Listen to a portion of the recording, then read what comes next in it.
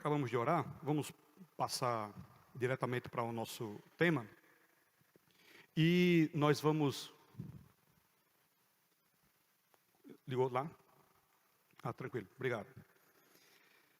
Dentro da nossa divisão de assuntos, o artigo 21 está dentro da eclesiologia. Lembrando que essa é a maior parte que nós vamos ter relacionados à administração da igreja. Depois nós vamos só estudar a parte escatológica com os últimos 2 artigos. E hoje a gente vai falar sobre essa obediência dos crentes, que é cotidiano da vida daqueles que frequentam uma comunidade religiosa.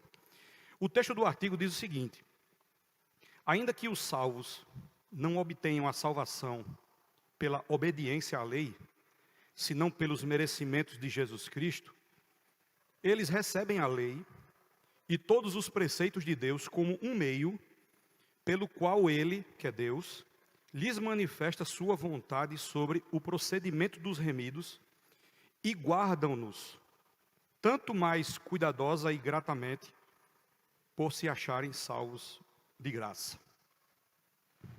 Esse aí é o texto base. E é claro que na própria leitura dele a gente já consegue entender algumas coisas. Queria fazer uma pergunta a título de introdução para nós aqui. Caso eu seja obediente aos mandamentos de Deus, estarei com a minha salvação garantida? Eu coloquei essa pergunta aqui como realmente instigar o nosso pensamento, porque nós temos, dentro do meio evangélico, uma tensão, que eu chamo assim, uma tensão, entre a questão de fé, salvação vinda da parte de Deus pela graça, e o desenvolvimento das nossas obras. E essa tensão que existe entre salvação pela graça e desenvolvimento de obras, ela é uma herança da cultura católico-romana. Quem já foi católico romano sabe que a salvação, ela é sim dita por eles que é pela graça de Deus, mas o homem tem participação nessa salvação. Então o homem tem que desenvolver a caridade, o homem tem que fazer boas ações, o homem tem que ajudar o próximo, o homem tem que cumprir os sacramentos lá na Igreja Católica, e se ele fizer tudo isso aí, sim, aí ele vai ser alcançado pela salvação. Tanto é que poucos, para a teologia da Igreja Católica, conseguem fazer isso. Então, eles só consideram que fazem isso, geralmente, os santos ou algumas outras pessoas. E também os mártires, aqueles que morreram por amor à fé. Então, esses vão direto para o céu.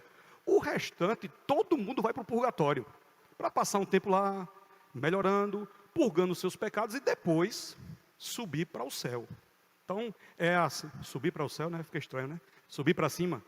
Mas, na teologia católica, é bem assim. Infelizmente, como nós aqui no Brasil somos fruto da herança,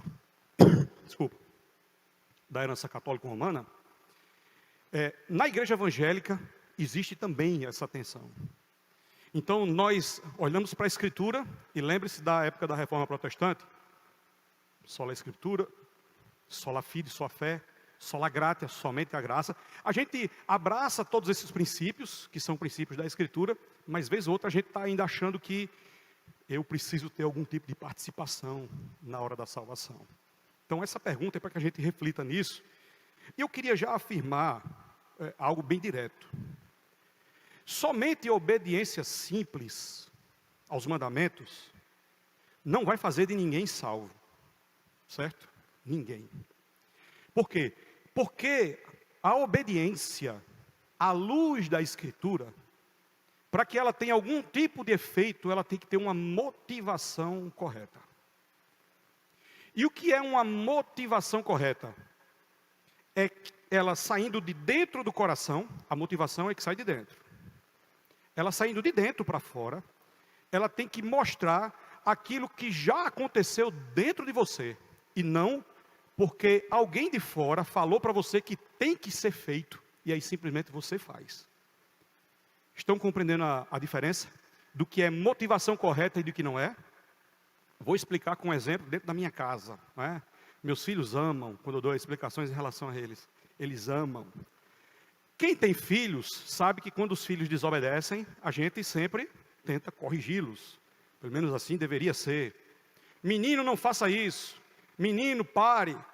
Não, eu já disse que não era para você fazer isso. E às vezes acontece de que a gente dá ordens, e a gente tem que colocar limites, a gente tem que colocar rédeas nos nossos filhos. Então eu digo assim para um dos meus filhos: olha, é o seguinte, você vai assistir televisão, mas você vai assistir somente 1 hora de televisão por dia. Então ele assiste. Quando chega 1 hora, eu digo: desliga a televisão. Aí ele vai dizer: por quê? Eu vou dizer: porque eu estou mandando. E aí ele desliga a televisão. Ele obedeceu? Sim. Se passou 1 hora e ele desligou a televisão, ele obedeceu. Mas você acha que no coração dele teve alguma transformação?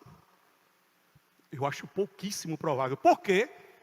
Porque no dia em que eu disse, que eu saí de casa: olha, eu vou sair, eu vou ali na igreja à tarde e vou deixar ele com o controle da televisão na mão.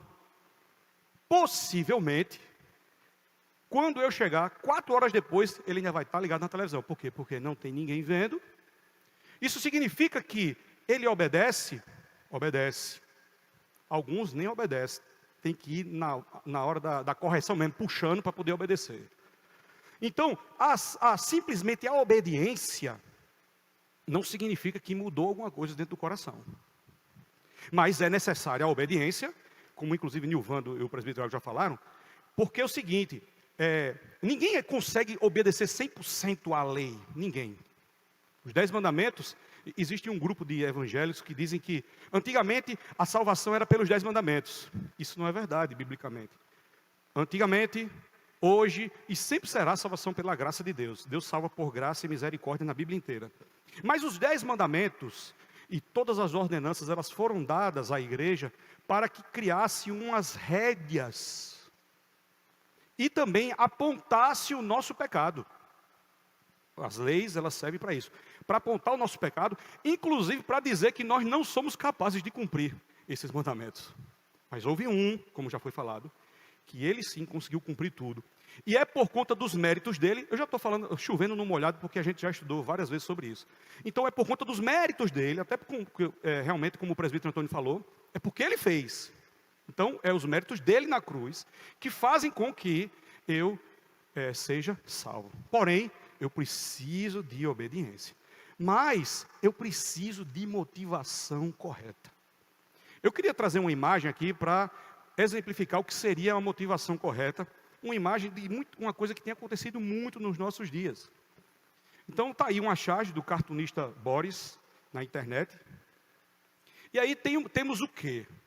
Temos aí talvez um político ou um youtuber, alguém que está ajudando um mendigo, pessoas necessitadas, e está aí com o seu celular filmando tudo.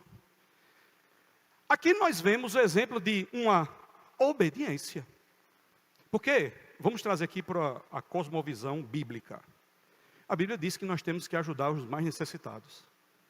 Então, se eu olho para um mendigo e vejo que ele está necessitado, e se eu ajudo, de certa forma eu estou obedecendo a mandamentos de Deus. Como esse senhor aí também está fazendo. Porém, ele está com a motivação correta? Provavelmente não. Por quê? Porque ele está registrando, e para talvez, eu não sei, né, o que é que ele vai fazer depois com esse vídeo. Não sei se ele quer somente para ele, para guardar de recordação. Eu acredito que não. Talvez seja para divulgar. Como inclusive é o que muitos hoje, na era da internet, têm feito. Com muito pesar e tristeza no coração, eu percebo pessoas que são riquíssimas hoje, milionárias, reis do Instagram e do YouTube, que praticam boas ações e filmam tudo para ganhar mais visualizações e para ficarem mais ricos ainda. Alguns deles até choram quando ajudam alguém. Olha só que coisa maravilhosa, quando na verdade ele expõe a vida daquele mais necessitado a troco de nada, na minha visão. É claro que eu devo fazer uma certa diferenciação quando no meio da comunidade a gente desenvolve algum tipo de ação social. Porque às vezes digamos que a igreja ou um grupo de pessoas se reúne e diz assim, ó, vamos ajudar fulano de tal. E aí, eu não estou dizendo que nesse momento em que vamos ajudar alguém, a gente não pode tirar uma foto mostrando a ação social. Eu acho que às vezes até é importante no meio da igreja a gente realizar uma ação social e a gente registrar para que depois a gente incentive os outros irmãos a também participar daquela ação social. Mas, veja só, é uma linha muito tênue entre eu registrar para poder convocar outros e eu registrar para depois eu dizer, olha aí, ó, fui eu que fiz. Eu sou uma pessoa misericordiosa. Eu ajudo os outros. Mas será que realmente eu estou com a motivação correta? Essa é a grande questão. E aí, irmãos, a gente não pode esquecer do exemplo bíblico que Jesus ele bate forte em cima dos fariseus. Mateus 23:1. Então falou Jesus à multidão e os seus discípulos. Na cadeira de Moisés se assentaram os escribas e os fariseus. Fazei e guardai tudo, pois guardai tudo o que eles vos disserem. Porém, não os imiteis nas suas obras. Olha só como Jesus ele é muito forte. Ele diz, olha, está vendo o que os fariseus e os escribas estão dizendo? Tudo que eles estão dizendo, siga. Mas não olhe as obras deles não. Por quê? Porque eles dizem e não fazem. Eles colocam fardos pesados e difíceis de carregar sobre os ombros dos homens. Eles mesmos nem com o dedo querem movê-los. Eles praticam, Jesus é cirúrgico. Ele diz, eles praticam, porém, todas as suas obras com um único fim, serem vistos pelos homens. Esse é o objetivo deles, dos fariseus. No Sermão do Monte, Mateus capítulo 6, Jesus diz, quando você der a esmola, não toque trombeta diante de ti, como fazem os hipócritas nas sinagogas e nas ruas, para serem glorificados pelos homens. Em verdade vos digo, que eles já receberam a recompensa. E quando orardes, não serei como os hipócritas, porque gostam de orar em pé nas sinagogas e nos cantos das praças, para serem vistos pelos homens. Em verdade vos digo que eles já receberam a recompensa. O que é que tem em comum entre esses textos? A motivação desses em praticar obediência, em obedecer às leis, era simplesmente ser visto pelos outros. Quando a obediência bíblica, a motivação correta, eu não faço para ser visto pelos homens. Eu faço porque eu amo a Deus. Percebe? Quando eu faço para ser visto pelos homens, é o externo atacando o meu interno. Quando eu faço para obedecer a Deus, que já me salvou, é porque alguma coisa já aconteceu dentro de mim e me motiva a obedecer. A gente tem que, irmãos, sempre colocar uma coisa na nossa cabeça. Devemos ter, na nossa obediência, a motivação correta. Porque senão vamos acabar como várias igrejas, que são as chamadas igrejas legalistas. Igrejas legalistas, o nome já diz. São igrejas que têm diversas leis. Mulher, não pode cortar o cabelo. Mulher, sai até embaixo. Mulher, camisa de manga comprida. Homem, não pode usar regata. Homem, não pode andar de bermuda na rua. Pessoas, não assistem televisão. Então, tem muitas regras. É regra para tudo. Tudo. E aí o que acontece? Diz assim, olha só o que é a motivação. Qual o objetivo, irmãos, de uma igreja colocar uma regra para uma mulher usar saia e não usar calça? Eu entendo. A pessoa que colocou essa regra inicialmente pensou o seguinte, meu Deus, a mulher está usando uma calça super apertada, e está sendo sensual. A sensualidade é pecado. Vamos padronizar? Saia. Porque saia não vai marcar tanto o corpo. Agora, avalie as saias de hoje, meus irmãos. Avalie os lascões das saias de hoje. E o que dirá da mini saia?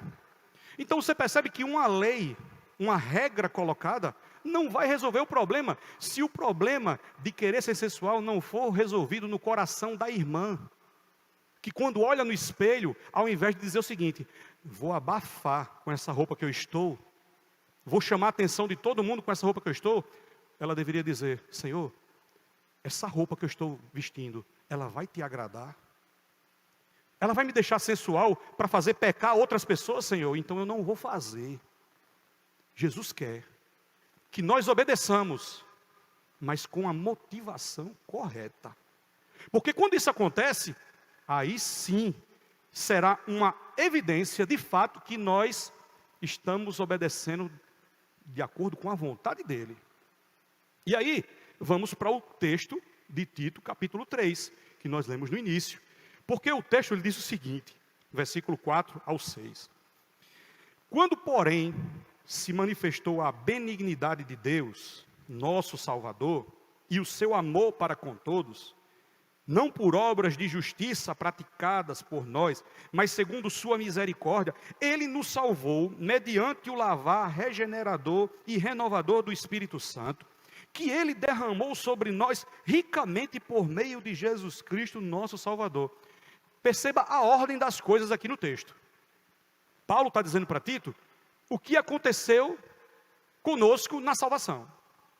Olha, a benignidade de Deus se manifestou, o amor dele para com todos. Não foi por obras de justiça, olha só o que está dizendo aí. Não foi por obras de justiça praticadas por nós, mas segundo a sua misericórdia. Ou seja, a misericórdia dele chegou antes, meu irmão, do que você fez. Pelo contrário, o que nós fazíamos antes? O texto diz na escritura, lá em Isaías, as nossas obras todas são como os trapos de imundícia. E eu não sei se você já teve a oportunidade de conhecer o texto original do hebraico, mas o texto de Isaías, essa expressão trapo de imundícia, era o pano que as mulheres, na época que estavam menstruadas, elas usavam para conter a sua hemorragia. Isso é que é um trapo de imundícia. Deus diz que as nossas obras são assim. Ou seja, não vale nada. Nada. Então, como é que simplesmente a obediência à lei vai nos garantir algum tipo de coisa? Não pode. Então, Paulo está dizendo o que aconteceu no nosso coração, que Deus fez. Aqui, ó, ele derramou, tudo foi o Senhor que fez. Ele nos lavou, nos salvou, a graça que ele derramou, sua misericórdia, e derramou sobre nós por meio de Jesus Cristo. Mas tem um objetivo, meu irmão. Tudo isso que ele fez, qual foi o objetivo? Olha aí, ó. A fim de que, ou seja, para que, com a finalidade de que, de justificados pela graça, nos tornemos seus herdeiros, segundo a esperança da vida eterna, e fiel é essa palavra, e eu quero que, no tocante a essas coisas, faças afirmação confiadamente, para que os que têm crido em Deus sejam o quê? Solícitos na prática de boas obras. E aí, Paulo termina dizendo, estas coisas são excelentes e proveitosas aos homens. Aí é que está a grande questão. Alguém que foi alcançado pela graça de Deus, tem uma semente dentro dele, e tem que frutificar, meu irmão, tem que frutificar. É por isso que nós crentes precisamos obedecer. Precisamos ser solícitos na prática de boas obras. Mas isso deve ser consequência daquilo que já está dentro do nosso coração. Porque se nós somente obedecermos, vai ficar igual aos fariseus. Jesus disse, eles praticam, mas escuta o que eles dizem, viu? Mas o que eles fazem só com a finalidade de serem vistos pelos homens. Então, aquele que faz boa obra, que dá uma esmola para ser visto pelos outros, aquele que obedece porque o pastor está mandando, o filho que obedece o pai somente quando o pai está vendo, não teve nada que mexeu no seu coração. E aí, lá na frente ele vai desobedecer de novo. Mas quando a mudança é de dentro para fora, aí é diferente. Aí a gente começa agora a agradar a Deus, e não somente agradar a quem nos deu aquela regra. Então, a gente precisa lutar contra a nossa carnalidade, contra a nossa humanidade, para que a gente chegue nesse nível. É fato que a obediência, por si só, ela não garante salvação de ninguém, mas todo crente tem que obedecer. Isso é essa tensão que a Igreja Católica talvez tenha botado como consequência nas nossas doutrinas das nossas igrejas, ela tem os dois extremos. O extremo de que, não, eu tenho que praticar boas obras, eu tenho que fazer isso, porque senão não serei salvo. Tem pessoas que pensam assim. E outros, não, Deus já me salvou, foi pela graça, e agora deita e rolo. vou tomar cachaça, vou ter várias mulheres, eu vou deitar e rolar, porque Deus já me salvou mesmo, a salvação não se perde. Isso é outro erro. Inclusive, esses que falam isso, provavelmente eles nunca foram salvos. Provavelmente nunca nasceram de novo, porque o nascido de Deus, olha o que ele faz. A fim de que, justificados por graça, eles sejam solícitos na prática de boas obras. E eu queria só destacar uma palavra aqui, que é a palavra solícitos. Essa palavra solícitos, no original grego, é a palavra frontizonin. É interessante essa palavra, porque ela vem da raiz de uma palavra frônesis, que está na carta que Paulo escreveu aos Filipenses no capítulo 2. Você lembra que Paulo, quando escreve aos Filipenses, ele vai dizer o seguinte: olha, tende em vós o mesmo sentimento que houve também em Cristo Jesus. Lembram desse texto? Quando Paulo está dizendo isso, essa palavra sentimento é essa palavra aí, frônesis, ou frontizocin. E essa palavra significa o seguinte: pensar, estar ansioso para tal, baseado nesse sentimento que esteve em Cristo Jesus. E essa palavra frônesis, ela significa na prática assim, ó. Você tem que fazer a coisa certa com a motivação correta. Esse é o sentimento que houve em Cristo Jesus. Então não é só fazer, é fazer com a motivação correta. Isso é que é a palavra solícitos aqui nesse texto original. Isso significa o quê, pastor? Essas palavras tão difíceis que você está falando aí. Na prática significa o quê? Você não foi salvo por Jesus Cristo? Diga amém. Amém. Você foi salvo por Jesus Cristo. Então, pratique as boas obras, tendo como motivação isso. Jesus me salvou, então eu amo Ele, então eu vou agradar a Ele, eu vou fazer para Ele, por Ele, da maneira correta. E o que é da maneira correta? A gente tem a bússola aqui diante de nós, que é a Escritura. Então, eu vou dar esmola, porque Deus disse assim: eu amo o Senhor, e eu estou me compadecendo de fulano, como Ele se compadeceu, eu quero ajudar. Aí o que é que você faz? Você faz de acordo com o que o texto diz na Escritura. Você não já foi motivado já em ajudar o outro? Então, faz sem querer ser visto pelos homens, como os fariseus. Aí você vai estar obedecendo da maneira correta. Isso é o frônesis. Isso é o fazer a coisa certa, da maneira correta, de acordo com a motivação correta, aquilo que já está dentro do seu coração. E aí, irmãos, quando a gente fizer isso, aí a gente vai estar sempre mais crescendo no nosso processo de santificação. Estudando o artigo aqui, o pastor Vanderlei Carreiro, ele divide ele em duas partes, eu queria destacar aqui para nós. A primeira parte é que algo que nós já conhecemos, que a salvação não é por leis. A primeira parte do artigo 21 vai dizer isso: ainda que os salvos não obtenham a salvação pela obediência à lei, senão pelos merecimentos de Jesus Cristo. Ou seja, os méritos da salvação não foi meu nem seu, foi Jesus que fez. E aí nós temos os textos bíblicos, né, de Romanos 2, 8. Porque pela graça sois salvos, mediante a fé, e isso não vem de vós, é dom de Deus. Não vem de obras para que ninguém se glorie. Eu falei Romanos, é isso, Efésios, obrigado. Efésios capítulo 2, verso 8. Já pensou se a salvação fosse pelas obras? Se fosse por caridade? Se fosse por ajudar o próximo?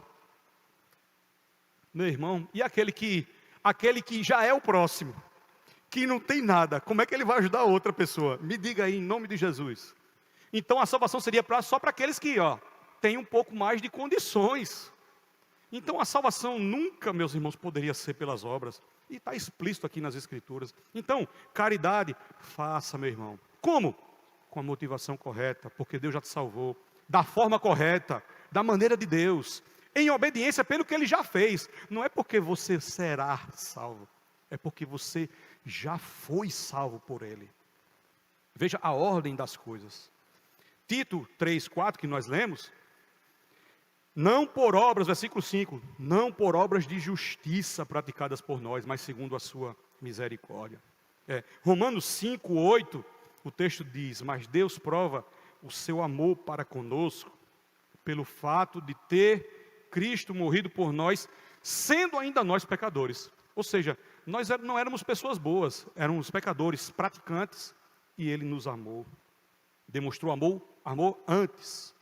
1 João 4,19, faltou o 19 ali, mas é 4,19, o texto diz, nós amamos hoje, porque Ele nos amou primeiro. Você consegue perceber nesses textos bíblicos, dentre vários outros, que mostram sempre que a nossa resposta a Deus vem depois do que Ele já fez por nós. Então, a salvação veio antes. Ele fez tudo. Aí depois, a gente, em obediência verdadeira, é que a gente, em gratidão a Ele, a gente vai fazer tudo isso. Né? Louvado seja Deus, porque Deus, Ele nos escolheu. Aí Jesus pagou o preço. E o Espírito Santo aplicou essa palavra no nosso coração e nos reconciliou com o Pai. Ou seja, nada vem de nós. Foi Ele que fez tudo por nós. E aí, irmãos, Deus, eu queria deixar essa frase assim, encerrando essa primeira parte. Deus não é injusto. Por isso, Ele não deixou a salvação nas mãos de homens pecadores. Eu acho que talvez isso resuma aquilo que a gente está trabalhando aqui em relação a essa questão de obras. Então, a igreja romana, ou qualquer outro tipo de religião que incentiva a prática de boas obras como meio de redenção, o cerne da teologia deles está errada. Apesar de que o objetivo social é uma bênção. E eu queria ser bem sincero aqui conosco. Como isso nos envergonha enquanto comunidades locais. Porque pessoas fazem com motivação incorreta. E nós que deveríamos ter a motivação correta, muitas vezes nós não fazemos. Ou seja, eles deveriam se espelhar em nós. Mas acontece muitas vezes o contrário. Eles fazem e muitas vezes nos envergonham. É por isso que vez ou outra a gente vê algum comentário do seguinte, igual assim, eu conheço o Zezinho ali, que não é crente, mas ele é melhor do que muito crente. Por quê? Porque ele tem mais prática de boas obras do que alguém que já foi alcançado pela graça. Isso não deveria acontecer, mas acontece. Nós que já temos a graça sobre nós, devemos ter a motivação correta para poder fazer da maneira correta. A segunda parte do nosso artigo, e última, vai falar da obediência aos mandamentos. Perceba, a primeira parte diz que a salvação não é por leis. E a segunda vai falar do resultado. Nós, todos aqueles que foram alcançados pela graça, recebem a lei e todos os preceitos de Deus como um meio pelo qual Ele lhes manifesta a sua vontade sobre o procedimento dos remidos e guardam-nos. Ou seja, nós devemos guardar esses mandamentos em obediência, tanto mais cuidadosa e gratamente por se acharem salvos de graça. Deixa eu tentar aqui resumir isso que a segunda parte do artigo diz. Eu e você fomos alcançados pela graça, certo ou errado? Pronto. Então, quanto mais você entende isso, gratamente, o segredo está aqui, ó. Gratamente, você vai agora guardar essa lei e todos os preceitos de Deus, pelo qual Ele já lhe manifestou. Então, é em gratidão. Não é para receber algo. Tem gente que faz isso, né? Eu acho incrível como existe crente hoje interesseiro. É muito crente interesseiro hoje. E diz o seguinte, Senhor, o pastor da igreja disse assim, irmãos, vamos ler a Bíblia, vamos fazer um plano de leitura anual na Bíblia, para a gente ler a Bíblia o ano inteiro, a gente conseguir ler a Bíblia inteira. Senhor, vou fazer um propósito contigo, Senhor. Se eu ler a Bíblia o ano inteiro, eu queria que o Senhor me desse uma casa. Ah, é mesmo, é? Quer dizer que você quer ler a Bíblia para você alcançar algo? Tem crente que faz esse propósito. Senhor, eu vou fazer um propósito contigo, Senhor. Eu estou numa luta grande, estou com uma enfermidade na família, meu casamento está com um problema, vou fazer um propósito contigo, Senhor. Eu vou passar um mês, todo dia acordando de 5 horas da manhã, e vou orar de 5 horas até 6 horas antes de eu ir trabalhar. É mesmo, meu irmão? Que propósito você fez, hein? Pastor, eu vou fazer uma campanha de oração. Passar 30 dias, todo dia de madrugada eu vou levantar e vou cantar tantos hinos, vou ler tantos textos da Bíblia, e vou mandar 10 mensagens para vários meus amigos evangélicos, porque no final desses 30 dias eu sei que Deus vai efetuar um milagre na minha vida. É mesmo, meu irmão? Quer dizer que você só canta? Só acorda de madrugada para orar? Só acorda mais cedo de trabalhar para você ler a Bíblia? Se Deus for te dar alguma coisa, Ele já te deu. Ele já te deu aquilo que você nunca poderia conseguir pelos seus próprios méritos, a salvação. Você está entendendo a diferença entre obedecer por obedecer e obedecer com a motivação correta? Irmãos, nosso coração pecador é terrível. E se nós não corrigimos esse nosso coração dia a dia, através da palavra de Deus, nós vamos andar de acordo com a roda do mundo. E você acha que é isso que Deus quer para nós? Não, não quer isso para nós. A gente tem que ser corrigido dia após dia. Então, já que esse artigo 21 é maravilhoso, porque ele diz, Cala diz, se já recebemos a salvação, então, quanto mais nós entendemos isso, graciosamente, gratamente, vamos guardar os mandamentos que Ele já nos deu. É isso. E aí, João 14:15, Jesus ele já falou isso na Escritura. Se me amais, guardareis os meus mandamentos. Você ama o Senhor? Diga amém. Então, meu irmão, se você ama o Senhor, guarda os mandamentos do Senhor. Se não for assim, então, a gente pode, olhando para o texto, entender que talvez você não ame tanto assim o Senhor. Talvez você não ame tanto. Porque Jesus disse que se você ama, aí você vive em obediência. E aí é o caso que o presbítero Antônio falou. A obediência não garante salvação.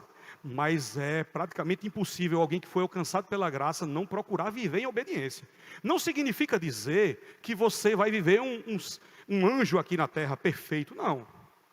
Mas as duas coisas têm que andar juntas.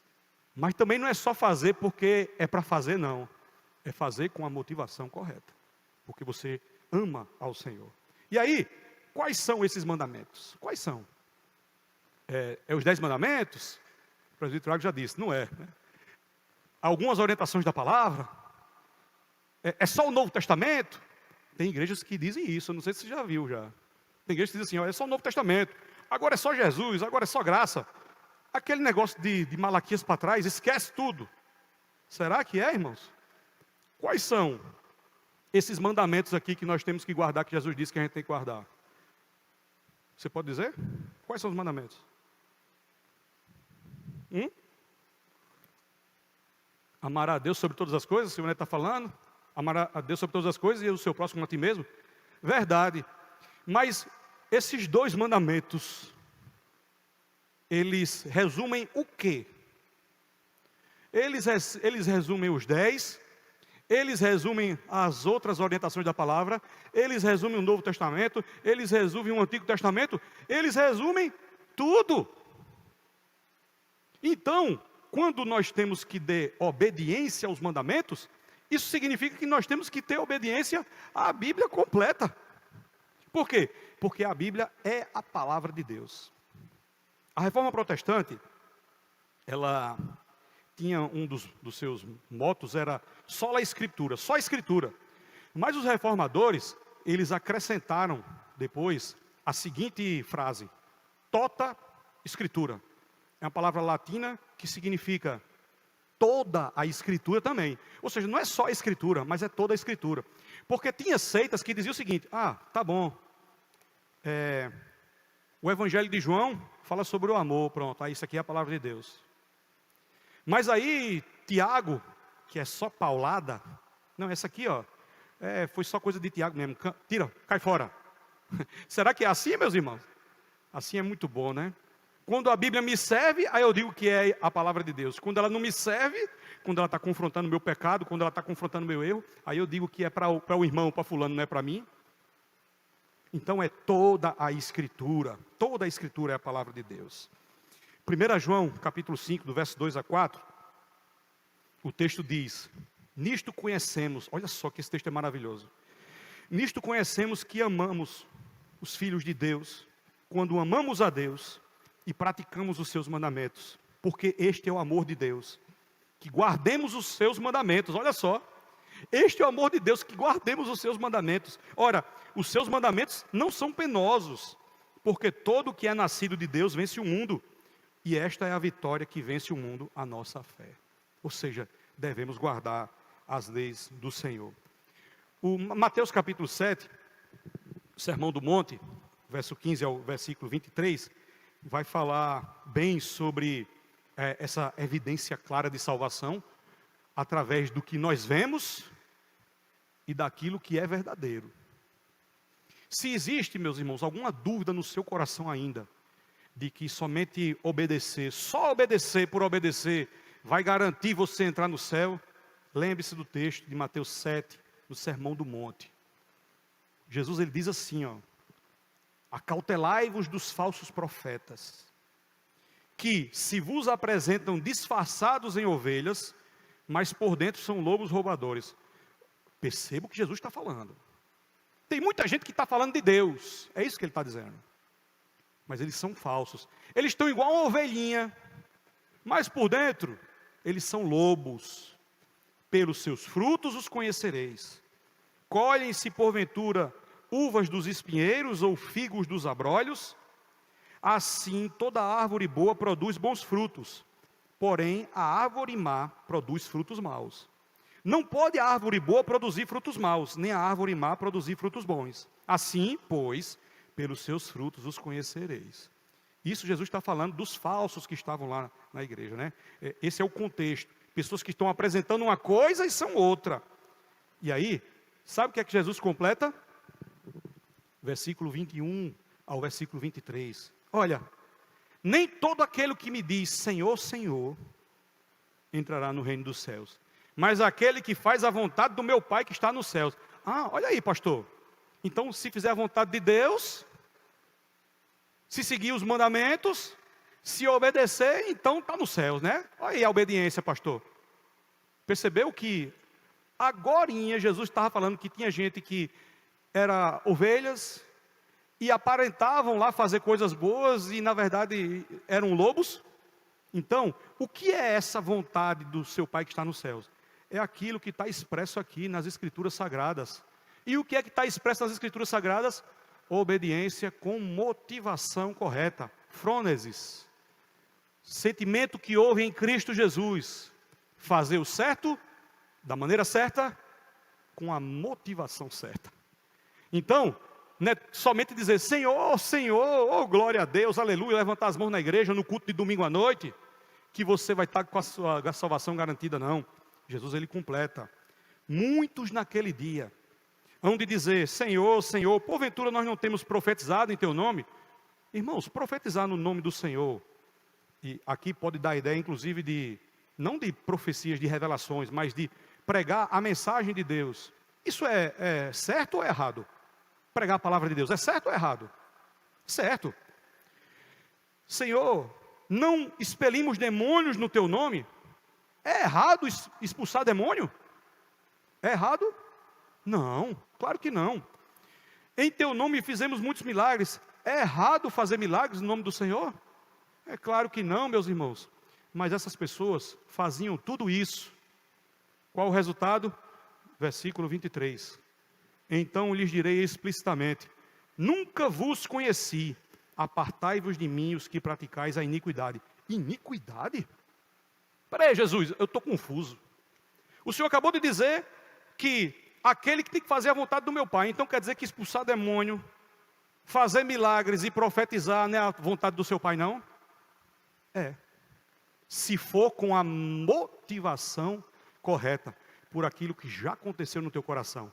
Mas se for igual aos fariseus, para ser vistos pelos homens, meu filho, apartai-vos de mim, todos vós que praticais a iniquidade. Irmãos, é muito sério isso. É muito sério. E é por isso que eu e você temos que estar com essa palavra martelando dentro do nosso coração. Porque tem gente que frequenta a igreja e não foi salvo ainda. Acredite. Talvez você esteja me escutando aqui agora. E Jesus ainda não efetuou obra no seu coração. Mas hoje pode ser o dia de você reconhecer de fato que é um pecador e a partir de hoje você nascer de novo. para você fazer as coisas, não porque meu pai está mandando, não porque o pastor disse, não porque o líder do departamento fez uma convocação solene, mas você vai fazer porque Jesus Cristo já me salvou. Eu sou um pecador, miserável pecador. Ele fez o que eu não poderia fazer. Eu estou grato a Ele. Eu tenho que fazer a vontade dEle. Isso é obedecer segundo a vontade de Deus. Isso é fazer a vontade do nosso Pai que está nos céus. Essa é a grande questão. Precisamos sim, meus irmãos, obedecer, mas com a motivação correta. Amém?